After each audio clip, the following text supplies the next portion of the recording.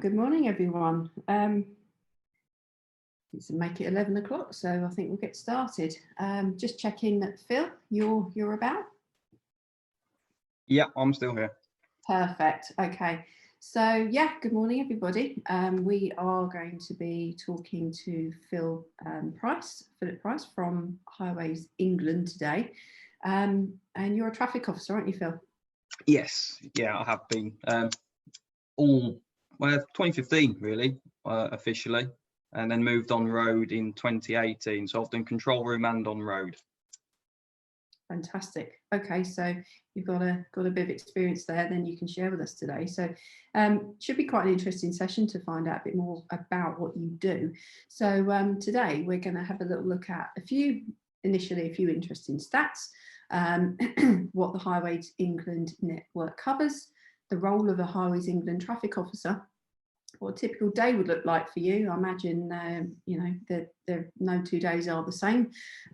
So you get to pretty much do and see it all. And common issues on the network as well. So we're going to talk about a few of those bits today. Just a couple of bits and bobs before we start. I know that some of you regulars to the webinar, so welcome back, lovely to have you. Some of you might be new. If you haven't joined one of ours before, what we would ask you to do is you've got a chat box and you've got a Q&A box, and if you could keep your questions that you want to ask us or ask Phil into the Q&A box and not in the chats, that'd be appreciated. We can just manage the questions better there. We'll do our very best to answer all your questions today. However, should there be anything that we can't answer, we don't have enough information, what we'll do, we'll try and seek those answers after the session and share those with everybody. So, ready to make a start then, Phil? So, just a few stats before we start. So, we know that the UK has a road network totaling over 262,000 miles of paved roads. So that will break down into 246,500 miles of England, miles in Great Britain, just nearly 16,000 miles in Northern Ireland, and nearly 32,000 are classed as high-speed roads. So we've got an awful lot of miles there that you're covering, Phil, you and your colleagues. How many traffic officers are there that are around on the UK's roads? Do you know? Have you got that? We've got, blimey. Just a couple of hundred, I think, off the top of my head. It's a couple of hundred. So there's in reality, there's only a few of us compared to the amount of miles that we have to cover. Yeah. But you normally see you about, and I know that we'll go on to this in a little while, but often, as you and I were saying on when we spoke previously, that you guys and girls are often the first to attend an incident, aren't you? Yeah, more and more so as the years have gone by and probably will go on, just because we've become the front runner in motorway and A road response now, pretty much. Purely because the police can't handle the workload for it, so they've effectively gone, right, well, Highways are doing a pretty good job of it, so they've pretty much given us the baton and let us take the lead on it. Yeah, and then obviously, should you need their backup or the emergency services, then you call them. But yeah, so you'll go and attend in the first instance, depending on the nature of the call or whatever's happened, of course. Yeah. So what does the your network cover? So you're responsible for motorways and major trunk or A roads in England. I believe your road network totals around 4,300 miles. And while that represents only around 2% of all roads in England by length, these roads carry a third of all traffic by mileage and 2/3 of all heavy goods traffic. So that's a heck of a lot, isn't it? That's it. Yeah, it's a lot of traffic on not a lot of road in reality. Yeah, it's the main arteries of the country. So yeah, and so the England's major road network, I mean, yes, we know it forms the economic backbone of the country. that's where all our bread and milk comes from. If we're going to put it in a very basic terms, everything that we need, whether it's shipped here, it's flown here, if it's come from outside the UK, it's still got to get on a road, and it's got to get to a supermarket or a shop or a forecourt. You know, it's got to get there, isn't it? So so that's open 24/7, and yeah, heavily relied on by communities and businesses across the country. So that's a good slide, isn't it? That's fantastic. So this is typically, I don't know if you want to talk us through a bit of this, Phil. Yeah, I was not to teach anyone to suck eggs or anything, but I'll just briefly touch through some of the points then. These, the first point in particular, 1,800 to 1,900 incidents per day across all 7. So England is divided up into 7 regions, and we each have that specific bit of road network to cover. That's actually gone up because of the way we record incidents now. So nationally, I think we're looking at what did we get to on my last set of lights that I've just come off? I think the highest job number I had was 3,000 and something. Right. So because of the way we slightly changed in how we record our jobs, that number has gone up. But in terms of what I would call a proper incident, and not anything mundane, I'm talking RTCs, road traffic collisions, breakdowns, spillages, damage. That's what I would class as more of a main incident. We're still looking in and around that type of number. It's not varied too much. We might be pushing, say, the 2,000 now. But yeah, number wise, we have gone up. Just in the West Midlands, that number is still about the same for the type of incidents I've just spoke about. So around about 6,000 incidents per month in that. And like I said, we deal with everything that you see there pretty much. Breakdowns, debris, spillages, out of fuel. You could class that in and around the breakdowns, but I'll put that on separate because you'd come across quite a few people out of fuel. I think they make up about 30% of all breakdowns are out of fuel. Goodness, that's shocking, isn't it? That's amazing. It is, yeah. And it's something that, you know, with modern technology and modern cars now, how anyone can run out of fuel, I don't know, but yeah, they do. They're still out there. Yeah, I mean, I suppose, you know, I wouldn't dream, and everyone on here would absolutely never dream of doing that. As you say, because number one, I'm not paying the prices on a forecourt, on a motorway. My goodness, you know, they've got you, haven't they? Captive audience. If you need fuel, you're going to pay 140 or more per, you know, it's ridiculous. But, and so you would do that. I suppose as well, some people, and I'm absolutely not defending anyone, I'm just making a point that some people might as well think, well, you know, I'm kind of used to, I only need to go on and come off at the next junction. I know I'm low on fuel, but I'm only going to do a few miles. I'll do it quite often. Maybe a bit of complacency can set in, perhaps with some people, if it's like a regular journey. But the thing is, you know the road, you know the route, but you don't know what's going to happen on that route, do you? You've got no idea what's going to happen. You could be stranded there, crash could happen in front of you, and that's it, you're knackered. So, yeah. RCC, is that Regional Control Centre? Yes, that's technically out of date now because the control centres are now called Regional Operation Centres. So they're now ROCs instead of RCCs. So that's a slightly out of date terminology, but what they do hasn't changed. It's just we've given them a new name. Yeah. Okay. Yeah. So, and in terms of breakdowns, so you would be first to attend generally if somebody has broken down on the network. And so you find people, I think we were going to go on another slide, but while we're here, sometimes you find, you know, there's quite a number of people without any breakdown cover. Indeed, yeah. And unfortunately, those are the people that we end up actually going to more often than not, right? Just to help them out in some way that we can, because those that do have it pretty much get it sorted, and sometimes we don't even know they're there because they've sorted it and we haven't been able to go up that particular stretch of the network for whatever reason in some time, and they've been picked up and gone by their recovery agent.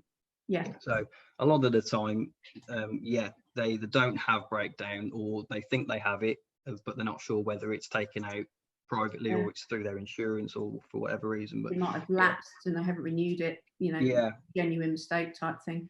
indeed. But yeah, Do you think the people might get a bit complacent because they're thinking, you know, vehicles are so reliable these days, you know, to suffer a breakdown, you're fairly unlikely, aren't you? If you you know, maintain your vehicle properly, get it serviced and you look after it. You know, touch wood, nearly sort of over 20 years of driving, I've done a heck of a lot of motorway. I've never broken down. And you know, hopefully that will continue. There are certain things out of your control, such as tyres. You know, should you run into some debris which is just spilled in front of you that you haven't seen, you know, that sort of thing, you know, that's out of your control, isn't it? But otherwise, do you see quite a lot of tyre related incidents? I'd say a fair amount of them. Yeah, I'd say a good probably half to three quarters of maybe things that we'd go to involve a tyre in some way or another. Yeah. Be it just a deflation, Yeah. or in fact a full blowout and it's off the rim. Tyres, yeah, it's one of those, isn't it? You touched on it. It's something that's almost out of your control. Yeah. It's not something. Obviously, we look after our tyres, but yes, if something happens to a nail, you know, if something goes in it, then you're a bit scuppered. So tyres form quite a large percentage of what we deal with. You know. Yeah, I mean, often where I know my husband a couple of years ago, he had he was coming home in his car on the motorway. I think it was a section of the M25. And he hit some debris which he couldn't see on the road. I think he was sort of driving into a bit low sun, and they were, I think they were wheel balancers or wheel weights for like and something like it was like little pieces of metal, and it had fallen on the carriageway, probably spilled from another vehicle or something like that. And he said about half a mile up the road you saw all these cars sort of on the, you know, broken down on the hard shoulder. So luckily he had run flats. So he was able to limp it home. But you know, just sort of creep back or creep to a garage. But you know, it's that sort of thing where, you know, that's if it's something very small and you can't see it, that's out of your control, isn't it, to a point. But this is why, you know, ADIs, you know, this is why everyone on here, you know, we train our people, whether we're teaching a provisional license holder or fleet, whatever we're doing, you know, the importance of looking after tyres. That's why it's part of the driving test nowadays. You know, or it can be, a question can come up, you know, can you tell me about your tyres? Can you show me, you know, tread depth, condition, all that type of thing. So it's so that's the only thing between you and that road, isn't it? So you need, you know, obviously, as you say, Phil, we're preaching to the converted on this session, but it's such an important thing that people need to do. Do you get like what's the sort of amount, typical sort of, you know, well, I've talked about some debris and spillages. Is there any sort of instances you can has happened recently on that? Recently, or anything that sticks out in your mind? There hasn't been anything particularly recently in terms of spillages that I can remember. Yeah. But one that does stick in my mind. I wasn't on the job; it was a few years ago now, but I'm hoping at least some of the people on this call will remember. There was a collision on the M6. I believe, if memory serves, it was between Junction 5, the Castle Brom, and 6 for Spaghetti Junction. Crux of it is carnage happened, RTC. I believe it might have even been a fatal. So debris and fuel and spillages in the carriageway. That took obviously forever to clean up, but I think the main calling point for that came out of it was both the media and the public were asking, well, because of where it happened, why can't we just send people up the toll road, up the M6 toll, and divert it that way? That's why that one sticks in my mind, because of where it was and the politics around why we couldn't use the M6 toll.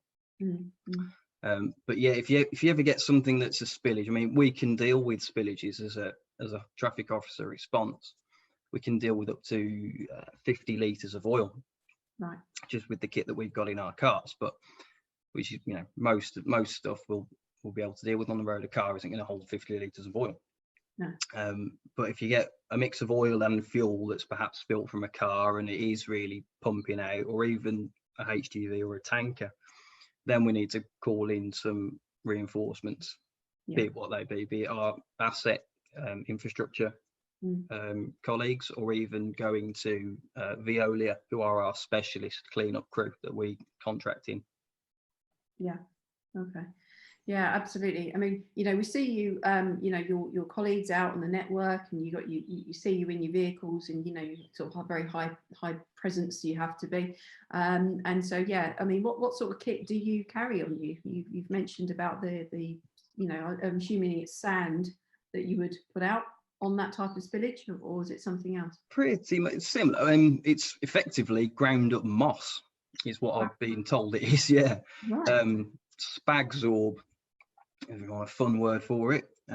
Yeah, we carry 3 bags of that. No, sorry, it's 3 bags in a bag. So 6 bags of this Spagsorb moss absorbent stuff all together.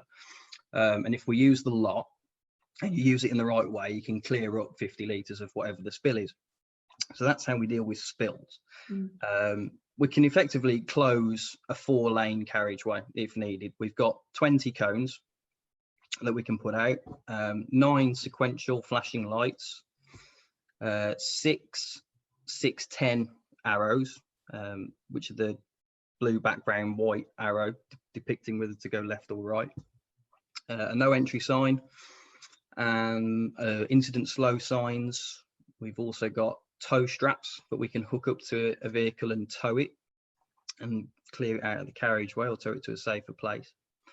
Along with that, we've got first aid kit, and recently, within the last 6 months to a year, we've been given defibrillators as well. Right. So if we come across anyone that's in a particular need of medical attention in terms of they need a defibrillator, we've also got those too. Yeah. Because clearly you've got to have, you know, a lot of first aid training with what you do, because you just don't know what you're going to come against, do you? Okay. So in terms of, so that's the medical emergencies, that's some of those things that you might encounter there as well. Animals, sometimes, yeah, we get reports, don't we? You hear it on the news, you hear it on the radio, you think, oh my goodness, you know, animals on the carriageway or on the overhead signs, you get you know, advanced warning. And that's a good thing about the, you know, the technology used on the motorways nowadays. You get a lot of that, you know, connectivity, don't you? You get a lot of that going on.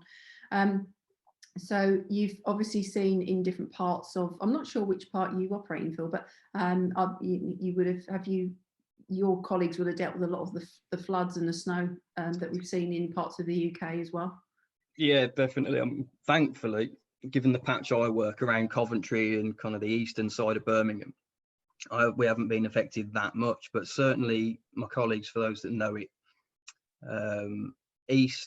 western side of Birmingham, down the M5 and the M50 way, that was particularly hit with the flooding and the snow. So I think they were forever, well, if we couldn't clear the drains quick enough effectively, everything was getting washed into them. So we were putting lane closures out to protect from the flood waters and all the various snow that we couldn't clear quick enough when it came down over the few days. Yeah. I mean, how long is a typical shift for you guys? At the minute, 8 hours. So we're on 3 rotations. So an early shift will comprise it start at 6, finish at 2 in the afternoon, late shift 2 in the afternoon till 10 in the evening, and the night shift 10 till 6, which makes up our working hours at the minute. And you usually buddy up with a colleague, don't you? Normal circumstances, yes, but since the corona pandemic hit, since March, we've all been, if you were already single crew accredited, which means you can go out and work on your own without somebody in the car with you. If you already had that accreditation, it was a case of you're out on your own. And there was a policy put in place to effectively give everybody that accreditation as quickly as we could, so that pretty much since the summer, we had not even just the West Midlands, but nationally, I believe everybody, if they could, was out single crewed and on their own. Where it was a case where they couldn't, we still trained people up to a level where they could work in the car on their own, but they went round as like a 2-car pair. So they were still working with a colleague, just in a different car. Yeah. Right. Okay. So that's interesting. Yeah. So I was going to ask you actually how this pandemic has affected it for you. So you've explained it there really nicely. Thank you. In terms of, I mean, what advice would you give us? What advice would you give, users of the network at the moment, with COVID? Is there in terms of, if you do suffer a breakdown, and you attend, you're going to have to use a level of PPE if you need to help move that vehicle. If someone's maybe a bit, distressed, we can see you to assist a lost or a distressed motorist. So people who are broken down, I imagine they are, some of them are quite distressed over it. They've not suffered that before. And so sometimes where, whether it's, they haven't quite been able, if it's like all lane running and they could get to one of the refuse areas, but they haven't got there. They might have just stopped where they are in the live lane. So you're having to then, try and, do you like try and talk them through that to try and get there, or do you pretty much, yeah, I mean, for them? Yeah, in reality, things haven't changed that much in how we'll approach customers in that respect. It's just more of a case of just going that extra mile, like you say, just make sure that you try. Motorways are not the greatest of places to meet someone and have a conversation anyway when you're trying to deal with somebody, but they're noisy, so you do try your best to keep your distance from people. Yeah. Obviously put all the appropriate PPE on. But yeah, if we can, we're not going, especially because we're single crewed now, we physically can't. You can't drive two cars with one person, just ain't going to work, is it? No. So where possible, we're making sure that the customer that's, say, take your example, that's broken down in a live lane and we need to clear them. If possible, we're always going to try and get them, if we can do, if the vehicle still has power, to limp it under their own steam and get there to the next safe place by their own. For example, tyre deflations. A lot of people will stop because it feels horrible. I don't know if anyone's actually driven on a flat, but it feels like you're crunching. It feels horrible. You feel like you're crunching the disc off, but in reality, you're not. So as long as there's still rubber on the alloy, you're going to be fine. Just take it nice and slow. And this is what we explain to people. As long as you take it slow, the rubber will stay on, and it's not going to do any damage to your alloy. And we're not going far anyway, so lovely.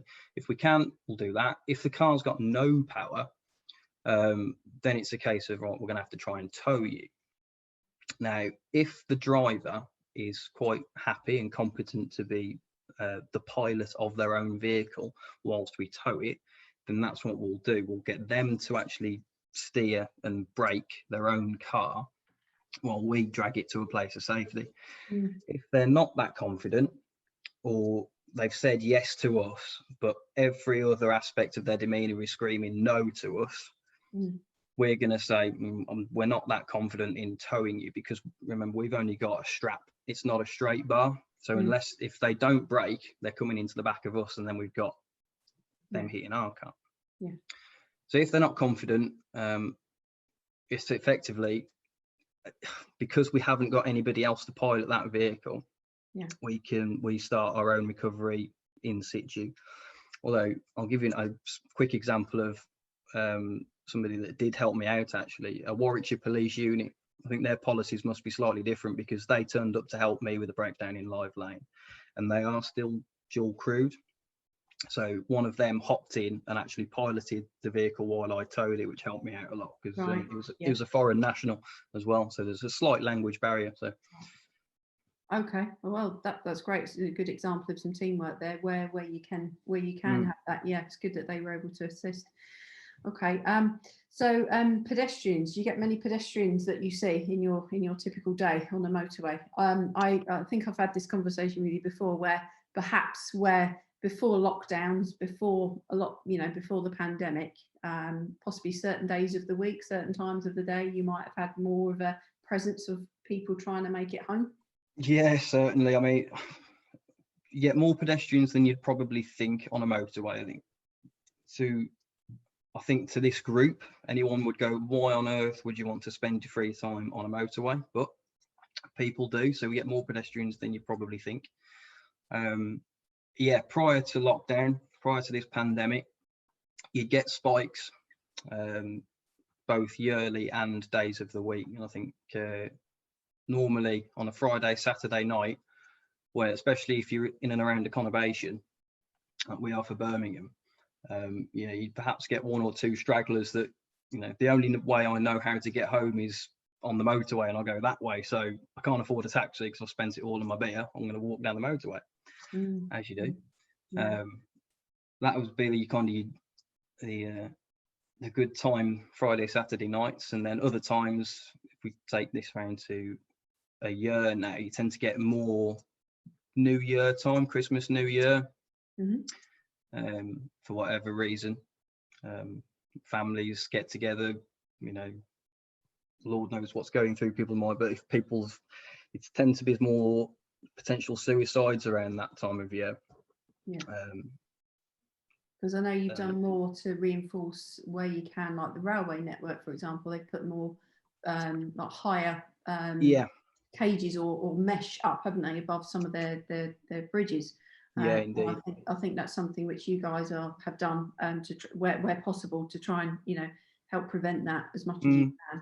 Yeah, the company identified certain hotspots, if you like, and we were in a collaboration to help. Well, how can we reduce it? And that's it's quite a simple fix, really. Just, you know, increase the height of the bridge parapets and things, so it's harder for people to get the wrong side of. But you get people that are booted out of cars because they've had a dispute. Left with few other options than to try and get home on foot. They can't. Yeah, exactly. I mean, and then there's people that just walk in legitimate breakdowns, but because they're that far from a vehicle, people call them in as a pedestrian.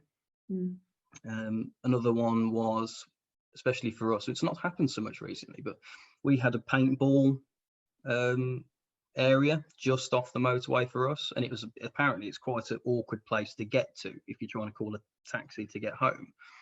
So the nearest point of, well, where's the road, is to literally walk up the hill next to this paintball area, and it drops you, and you're on the M6.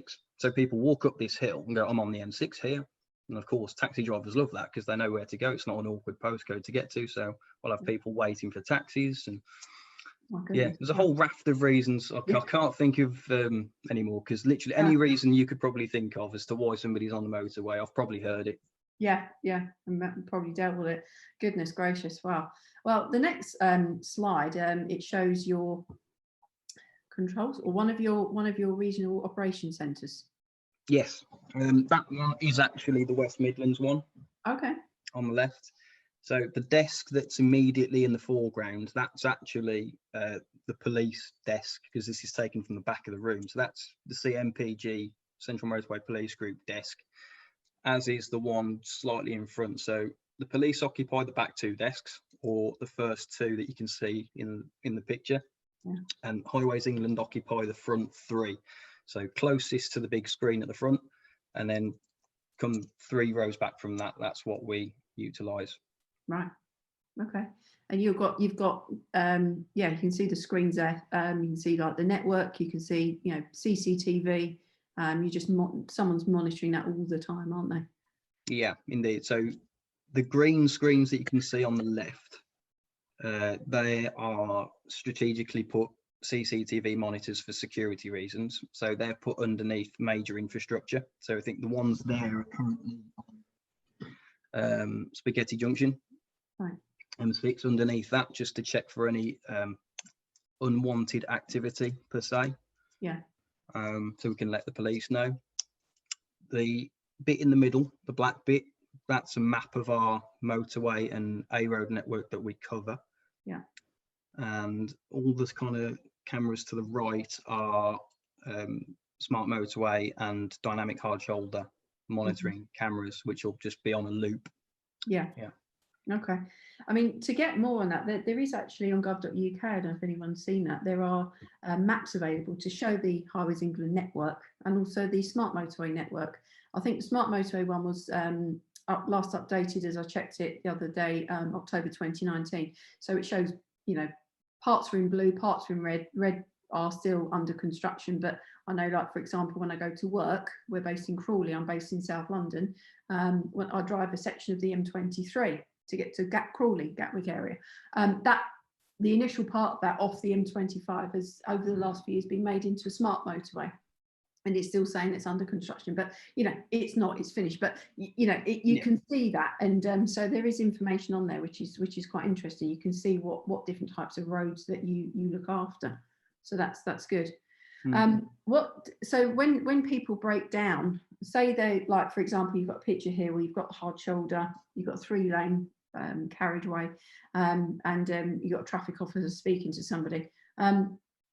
Does it look like they're standing in front of a vehicle? Would that not be, obviously the traffic officer might have just literally got there in the process of saying, come over here. Where's the best advice to stand? I mean, if something goes and plows into that broken down vehicle, it's going to push you, isn't it? So So if you can, somewhere pretty much 90 degrees perpendicular to your vehicle, perhaps just slightly behind it, because like you say, if anything does plow into it, all the debris is going to go forward.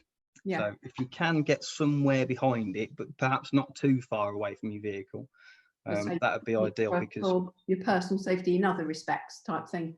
And then if somebody's too far away from a vehicle, you've then got general public, they see a car, they think, oh lovely, breakdown.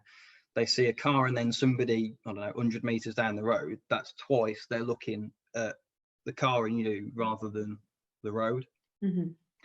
So if you can kind of keep within the vicinity, so if you're at a glance, you're going, they're related. But somewhere as far as you can practically get and as safely get away from the carriageway is ideal. I mean, obviously, there's no great place to stand at the side of a motorway. It's not like there's going to be a sofa for wherever you break down, is there? But if somewhere away from the carriageway. Okay. Just having a look at the following next slide then. So we have talked about some of this already. So we talked about drivers not having breakdown cover and what you might do there. Infrastructure defects, that's an interesting one. So especially during winter. So I'm thinking that you're thinking maybe where you get the water, it might freeze and it cracks the road generally, doesn't it? That's how we see a lot of the potholes developing on roads in general. What are you seeing more on, maybe motorways? Because are you seeing that type of thing? Certain potholes are the bane of our life, really. It's like I say, especially at the minute. I mean, because the weather's been almost quite mild and we've had a few days of freezing, we haven't had constant either properly cold or properly mild. It's in certain places is blowing the carriageway apart. So at the minute we've got pothole central, especially for the West Midlands. I'm assuming it's going to be the same nationally. I imagine we're all in the same boat with this one. So potholes at the minute are everywhere, and we're struggling to fill them as much as the weather is blowing them out. Yeah, absolutely. Lack of understanding. So you encounter quite a few people that might fit this bill then. And I say lack of understanding, and hopefully again we're preaching to the converted, but it's hopefully what you guys are passing on to all your learners. There's nothing really to be that scared about a motorway. It's just, keep your distance. This is the amount of people you see tailgating.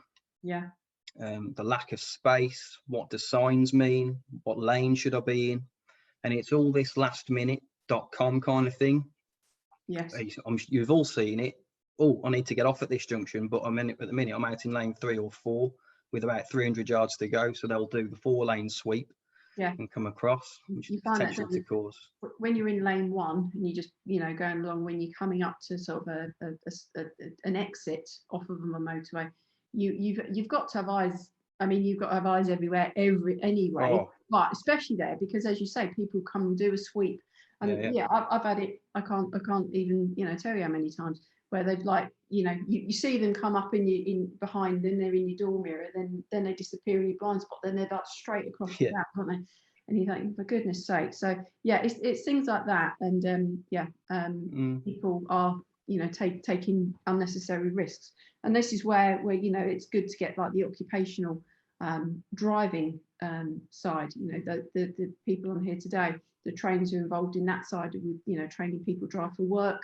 You know, it's so necessary because, you know, they're helping to keep them and everyone else safer. That's the general idea, to put it very mildly.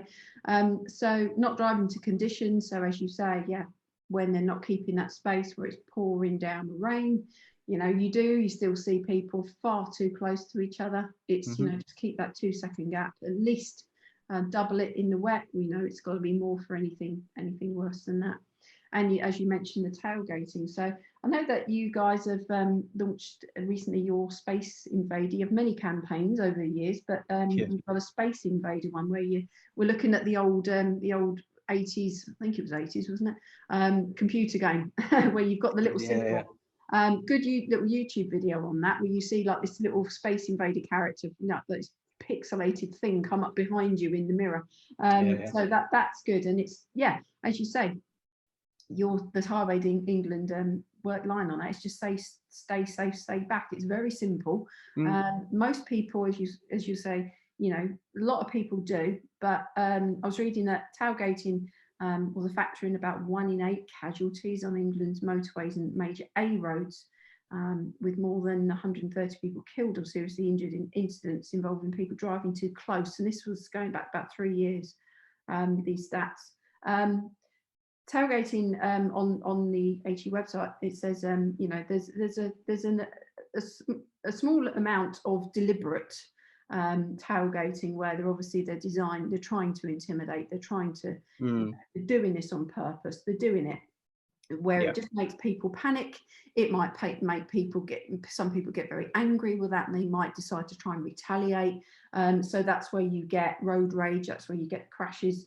But some people are unintentional, and I've noticed that, where they just, you know, it can be on the motorway, it could be on any road, it could be even driving around town. People generally sometimes just drive, it's almost like a security, they just like to drive close to another car, and you know, it's weird. You think, just, you know, stay back, you can't crash into a space where you could do if you do a real proper job of it.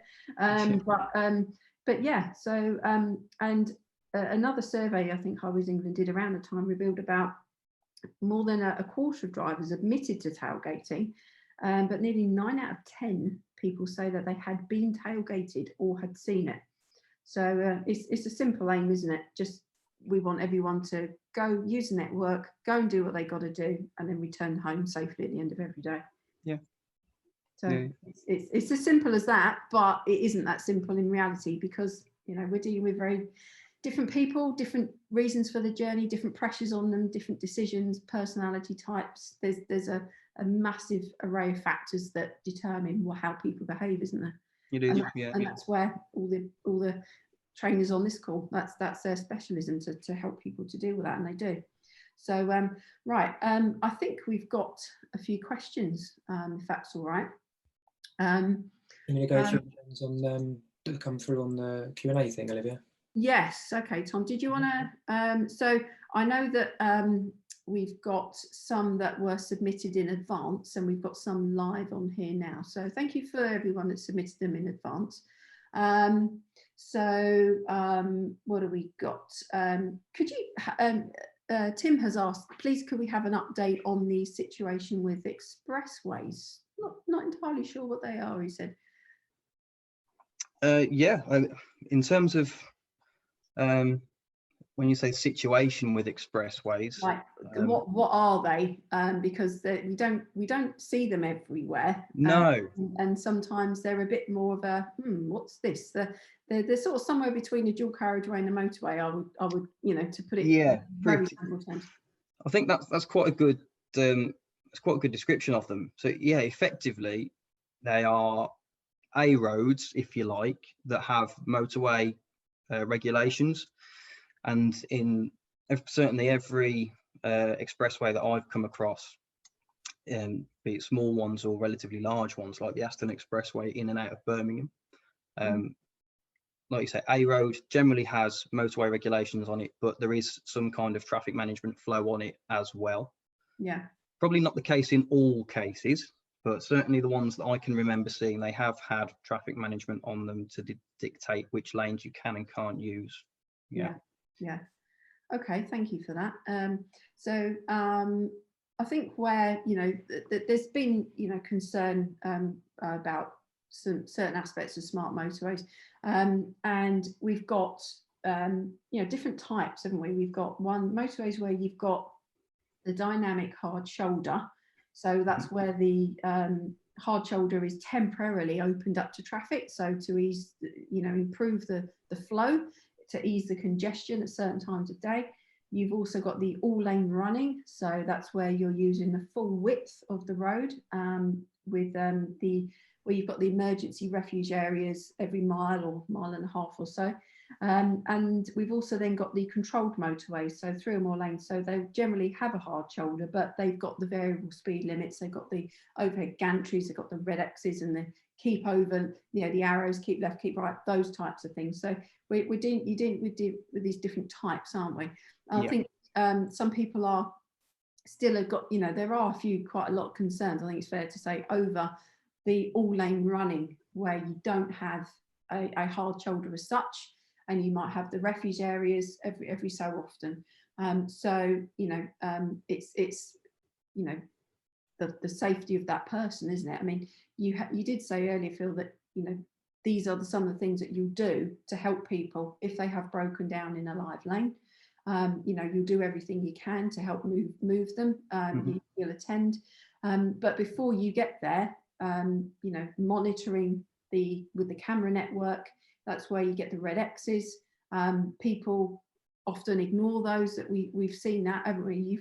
We've done projects with Highways England in the past. We've used some of that footage where you just see people blatantly ignoring a red X, and things like that. So there is a bit of a concern around that. I don't know if you've got any sort of view on that. Yeah, I think you're right with everything you've said. Smart motorway is the all-encompassing bracket of the 3 types that you've said there. In the past, it's almost been quite confusing. There's been a lot of grey area with dynamic hard shoulder. When can I use it? When can't I use it? In theory, it was great because you're giving more capacity when needed, taking it back when not. In reality, it became a very grey area. When can I use it? When can't I use it? What should I be doing? What shouldn't I be doing? This is why when it was open, when the dynamic hard shoulder is open, they took all the figures, they took all the statistics for collisions, breakdowns, accidents, you name it.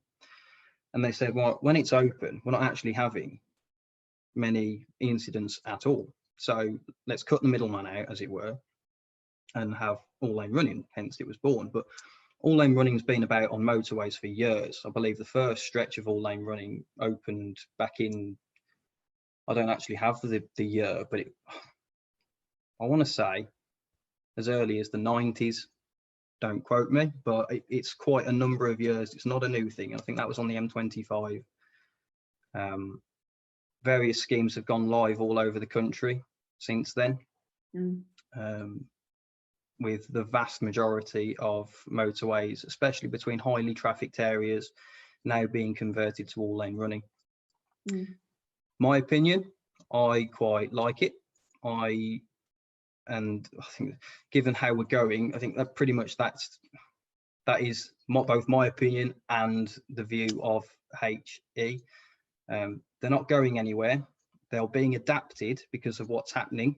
So we're going to have, I believe, when new schemes come into place, there's going to be perhaps even more technology on them.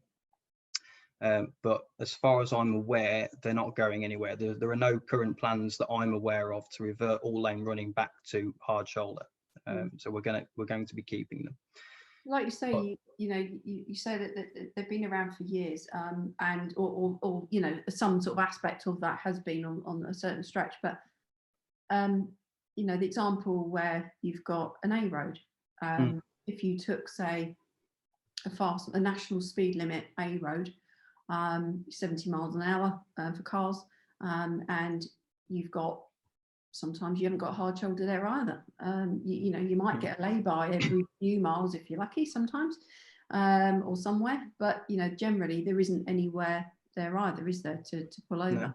I mean, I'm not, you know, I'm not sounding like I'm on the side of smart motorways, or I'm not, or against them. I'm just saying, I'm just putting a thing in there in a neutral way, to say that, yeah, that we have fast moving roads, and sometimes on those roads we've got bends in the roads, the geography of the roads, the topography of the roads. We've got the bends, the hills, the dead ground, things like that. Often they're unlit. Often we don't have that kind of the signs telling us that there's something up ahead, slow down now.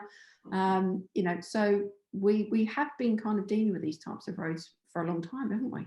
And this is it. And you've hit the nail on the head there. And whenever this topic, I mean, this is a whole topic in itself, isn't it? But whenever this comes up, and people saying that smart motorways, and in particular the all-lane running sections, are nightmares, I always kind of pull them back to, right, think of a local A road that's national limit in and around your area. And you go, okay, like, has it got CCTV coverage that's near as damn makes no difference, 100% coverage? Has it got signs and signals that can be amended to tell you which lanes to use and to drop your speed?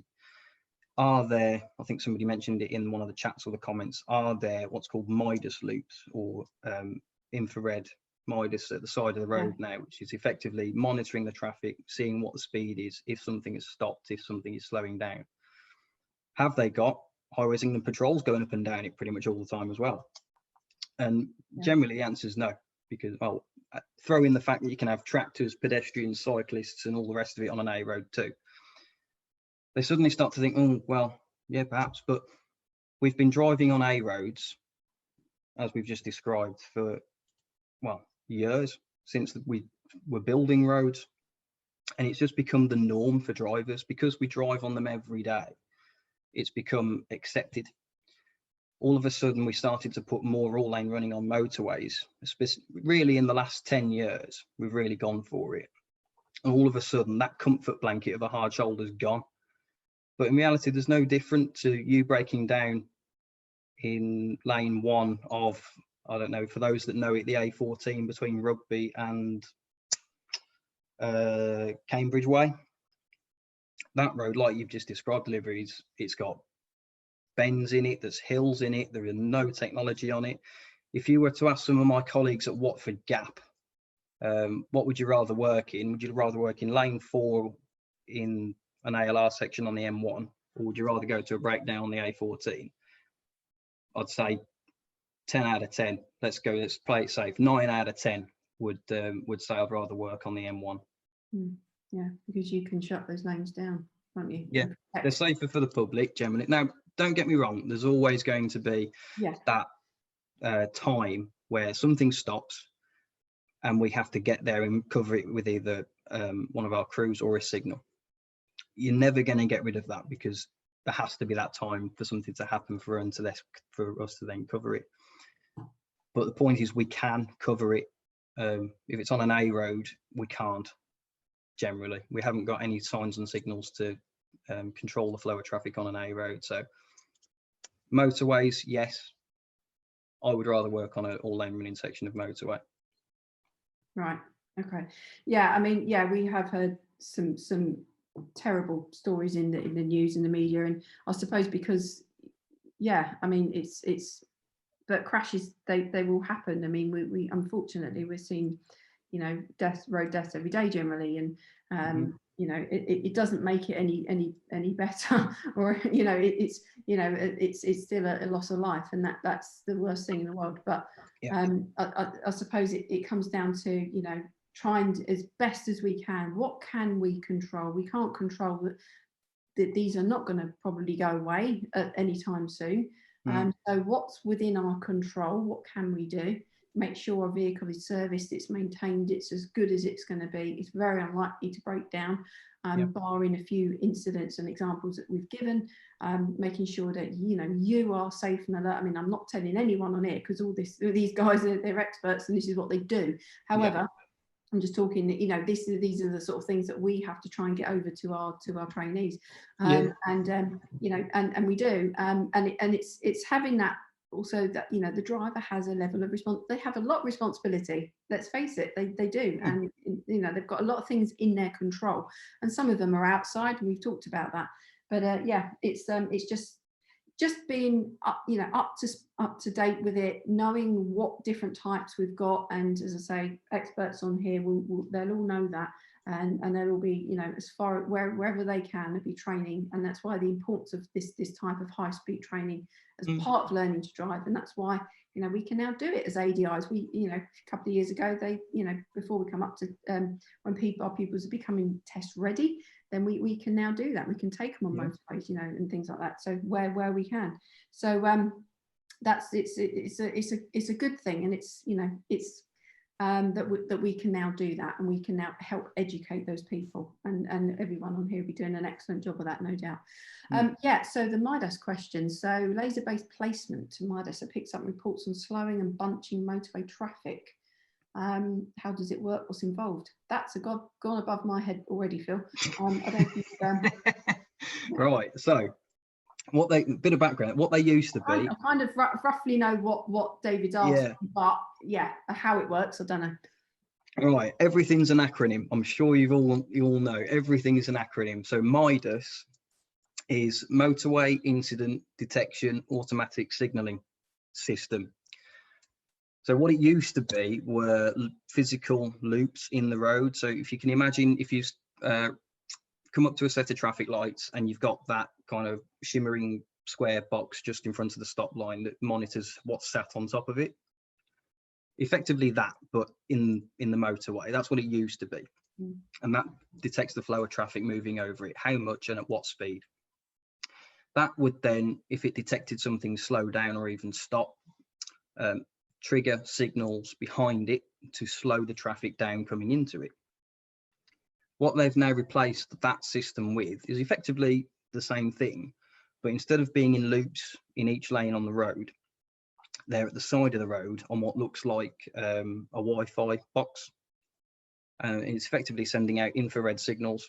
That's doing it the same thing. It's just counting the traffic that breaks its infrared beams and how much of it and at what speed. And if it detects that it's dropped low enough, it will trigger signals to be set further back. Right. Okay. Nice explanation. Thank you. So hopefully that's answered it for you, David.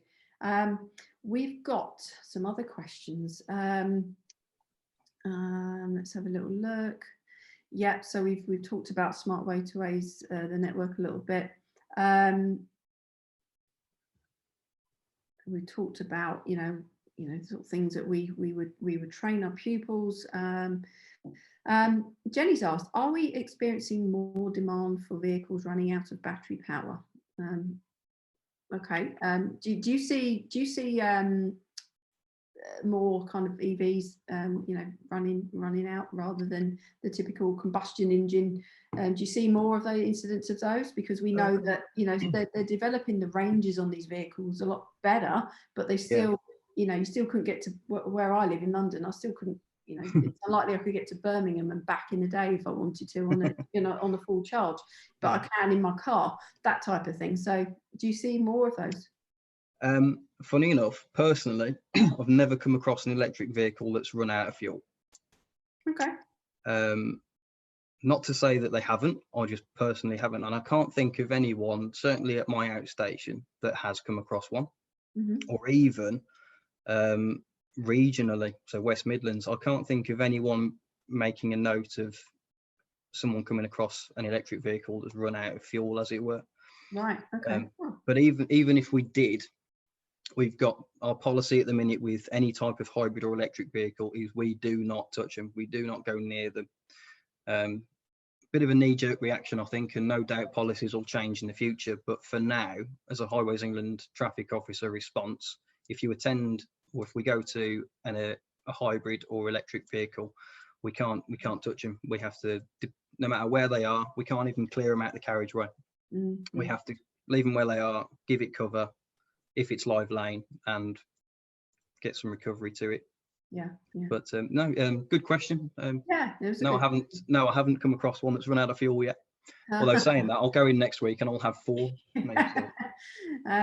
So I mean, and also, do you only? Someone's asked, do you only operate on motorways? What about dual carriageways, also high speed with a 4,300 miles on motorways? So yeah, I think we've answered that. It's motorways and major trunk roads, isn't it? A roads. Yeah, pretty much. That's England, really. Yeah, I mean, we've got a vast majority of A roads that are under Highways England jurisdiction there. There are some A roads that are still council run, but yeah, on the whole, we've got the main A roads, if you like.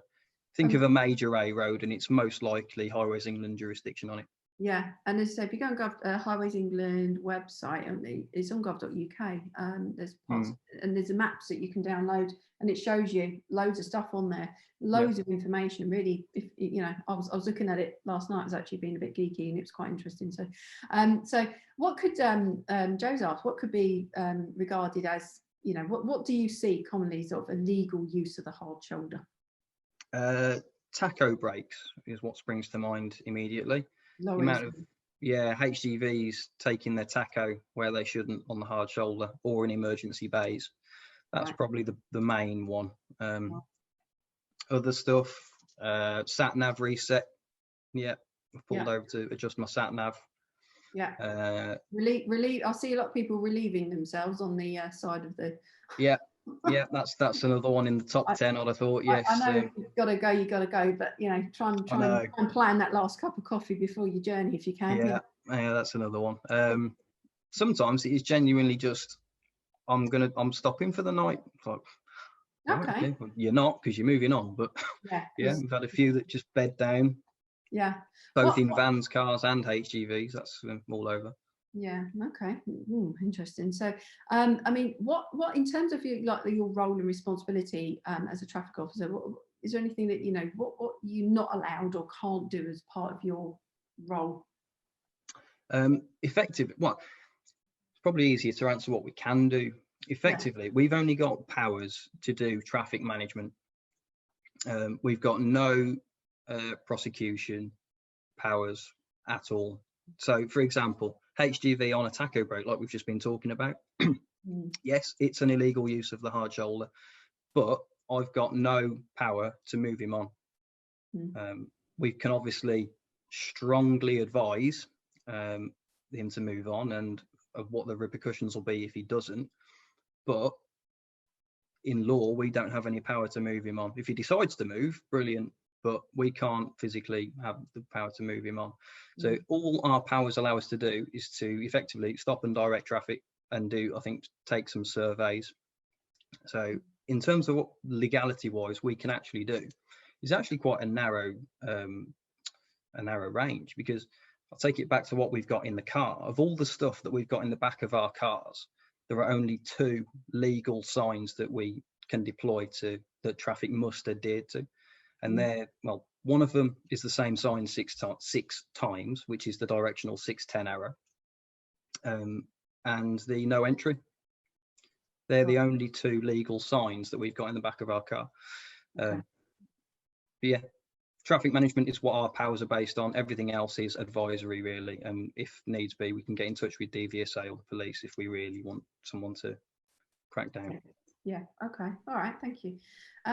Phil's asked, what percentage of breakdowns, or you know, you might not have the figures at the moment, but involve motorcycles? Do you see a lot of motorcycle-related breakdowns? Or yeah, no, I don't have the figures, but I'd assume that percentage is very low, because based on personal experience and experience of some colleagues, we don't actually go to that many motorbikes. Okay. For whatever reason, they're either that into their bikes that they keep them maintained, or you don't actually see that many bikes on a motorway, in all honesty. So they physically might just not be using the road to break down on it. Yeah, not many is the short answer to that. Not many breakdowns involving motorbikes at all, I'd have thought. Yeah. Hayden asked, what's your personal favourite stretch of road and why? Personal favourite stretch of road? That's an interesting one. We might have to think about that one and come back to it. Where do I like driving? My particular, there's a nice bit that I travel on the M42, kind of from anywhere from junction 9 to 11, so kind of Kingsbury to Appleby Magna. Once you start going, that's a 2-lane stretch of motorway with a hard shoulder, but it's pretty much fields either side of you, so you got lovely views up there. contrary to that, area, what probably the worst bit would be, I don't know, somewhere like junction 5 to 6 on the M6, because it's elevated, and you look either side and you just got industrial land everywhere for Birmingham. So we've got a contrast. Yeah. Yeah. So do you know if Highways England, because I know they did do, I don't know on what basis it was, but I know that they did do some sort of, tours, not tours as such, but they're allowed some people to go into their regional operational centres. Do you know whether people can still do obviously not right at this minute, not in the pandemic, but providing everything's one day hopefully back to normal, then because I know that so for example, our CEO Carly, she's visited one. I haven't had that privilege yet. It must be amazing to go in and see. Do you do any kind of things like that where people can do, or is it very, I imagine it'd be very special circumstances?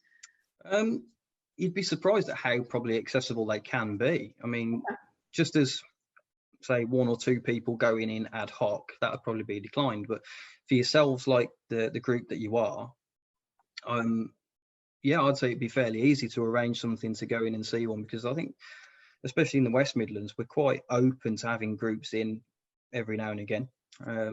It's not no closed door policy per se. So I think it's just a case of if you can grab a contact detail for someone that can get you in the door, or if you just make contact with the company and then follow various avenues to your right location and the right rock that you want to go and see. I should imagine that once this is all blown over and we can all go out and have some fun again. Because I know somebody's asked this, Sean's asked this, because he's part of one of a local association. So there are lots of local groups of ADIs that run and they talk about their issues. And, we always advise people to be, national associations such as us. We've got, a different remit, but local associations always be a part of your local group as well.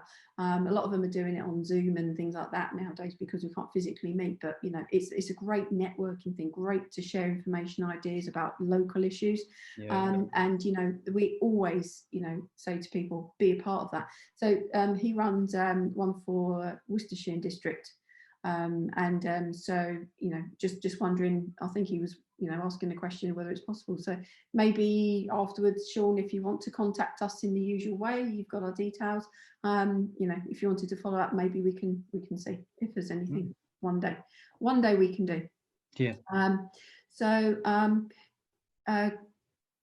Are there any, if somebody's looking to be become part of the Highways England team in terms of a traffic officer, what's the sort of typical route in? If the first port of call would be on either the Highways England website, looking out for vacancies there, or the .gov sites, because although we're privately owned now, we're still part of the government infrastructure, as it were. So 2015 we went from a government agency to a government company, so we're still reporting to DFT. But those are if you wanted to join as a career, those are the 2 ways in first, so either the Highways England website itself or the gov site, and then it's effectively just application forms to start with, and then however far you get down the line, I think there's now a phone call interview and then some face-to-face interviews or Zoom interviews if we're still in this kind of situation. And in fact, normal, what you'd expect out of applying for a job, if you like. The only thing, unless hopefully they've still got it in, because it was quite fun actually, but there was a role, as if you get far enough down the line, there's a role-playing scenario where you have to act out kind of what you'd do in a certain similar situation, simple situation, just could be a little breakdown, but they look for how you'd act in that kind of environment. But yeah, certainly if you want a foot in the door, look out on the HE socials and the websites. Okay. Okay, cool. I mean we're going to have to start sort of wrapping up fairly soon. I'm just conscious of your time, Phil. There's still quite a there's still a few questions, and I said at the beginning, we'll try and answer as many as we can. What we can do is have a little look at these questions, And if there's any that we can't answer on this session, I don't know, Phil, I'm asking you live now in front of everyone, so I'm kind of boxing you into a corner, but do please tell me if, I don't know if it's possible that I could send, you know, just a few your way, and then we can, you know, get the remaining ones answered if at all possible. Yeah, no, that's no problem. I'm happy to Sorry. happy That's to horrible. hands tied behind my back, but no, so in all honesty, yeah, no, I know we could go on forever, couldn't we, answering questions, and there's so many good questions, you know. And it's great because, you know, I mean, yes, again, we're preaching to the converted, but even like you guys and what your members do and what you're passing out there, to get so many good questions off you guys is brilliant. So yeah, if you've got any questions, fire them, let me know, and if I don't know the answer, I can probably get in touch with someone that does. Yeah, okay, fantastic. So everyone, that's what we'll do. We'll get your questions at the end, and we'll go through and answer them much as we can. So Fast Phil, he's agreed, you've heard it live, so sorry, he's going to kill me after that, sorry. So thank you very much, Phil. And then what we'll do, we'll put them out, so it might be maybe in a magazine, something like that, would be a good place perhaps for it, because then obviously it'd be everyone here seeing them, and everyone who's reading the magazine that couldn't attend today, or they might want to come back and listen to the recording of this, so that'd be probably a good outlet for those. So so I think we need to start winding the session down.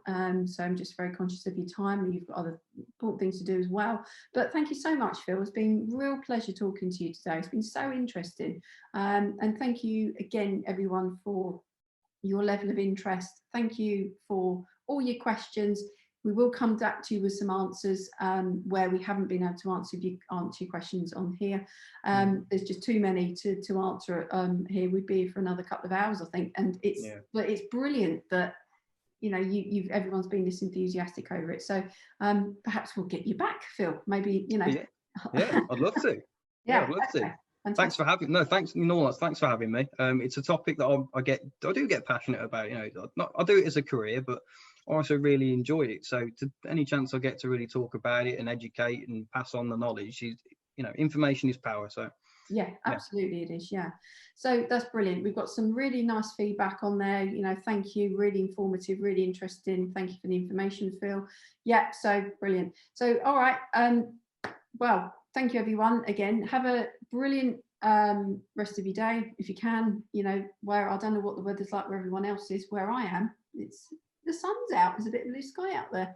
You know, that's got to be a one good thing for today. So what we'll do, we'll have this this is on our Facebook page, so you can go back and look at it on there, and we will upload it to our diaacademy.co.uk website as soon as we can.